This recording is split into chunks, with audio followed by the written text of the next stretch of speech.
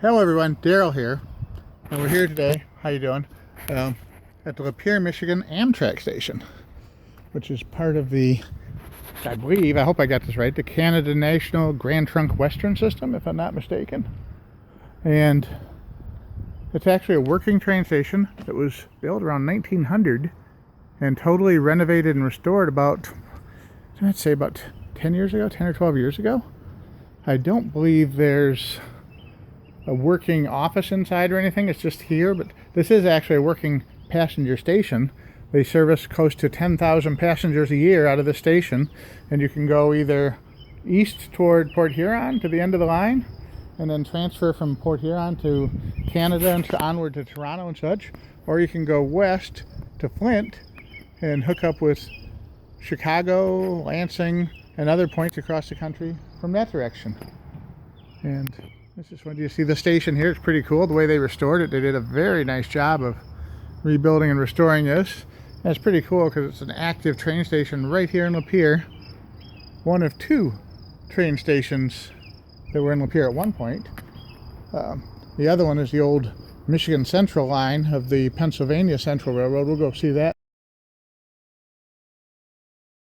in a little bit. Oh, here's the most common places people go from here. Chicago 275 miles and Toronto 227 miles. This is an unstaffed Amtrak facility that is open 30 minutes prior to and close of departure. You may purchase your tickets at an approved reservation or online or on board the train. Call and make reservations. And there's the arrival and departure times for the passenger service.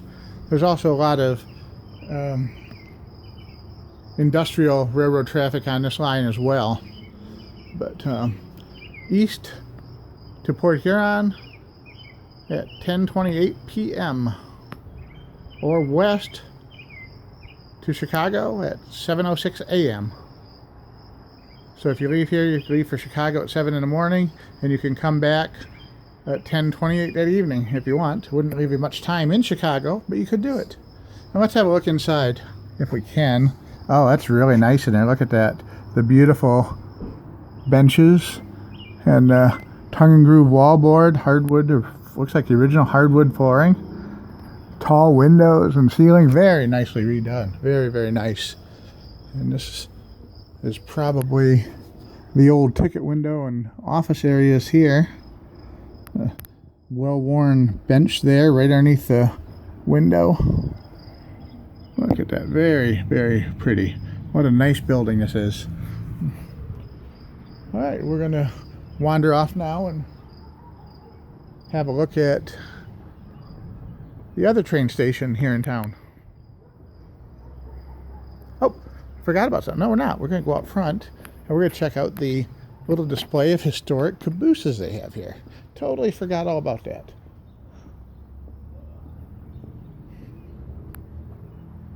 Look at that. We got 3 different cabooses here. And this one says it's number 120 from the Detroit, Toledo, and Ironton Railroad. That's pretty nice. Look at that. And these are all open. You can climb up on them and look in the windows and such on them. The doors are actually locked. Actually, that one has paper up over the window, so there's nothing really to see inside, even if you jumped up on there, I guess. Oh, let's walk on here and check out the other ones while we're here.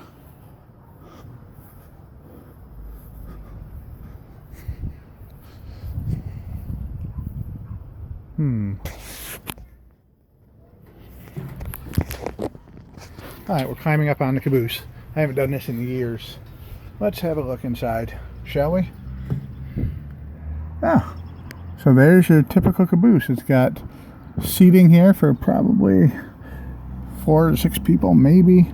A little sink that's over there. I don't know if you can see the sink there without the reflector. Let's see if I can block out. There we go. There's a little stainless steel sink there. I imagine there may be a toilet in there, it looks like, possibly. Really not much in a caboose. A handrail overhead to hang on to.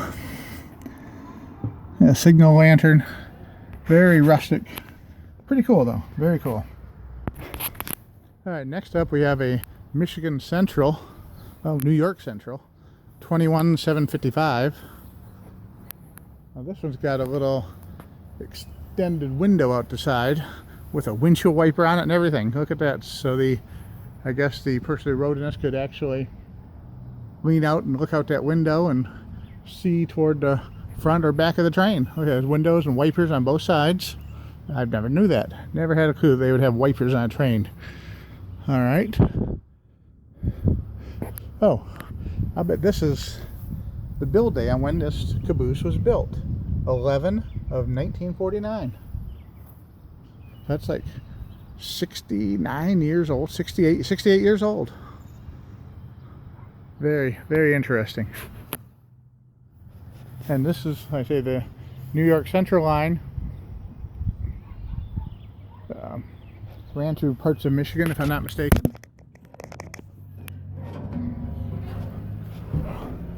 Alright, we can't see. Where can we see in that here? Not going to see much in here at all from the looks of it. But I can just see a couple benches similar to what the other one had. A little room, it looks like it may be a bathroom again. Hardwood planking floor over the steel. Other than that, you really can't see much here. And of course the brake. Here's your brake.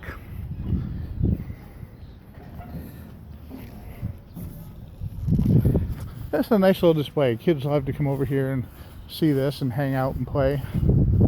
Alright, here's the Grand Trunk. This is the kind that I remember seeing mostly when I was a younger kid growing up here in Michigan. The Grand Trunk Western, last inspected in 1971, number 75007.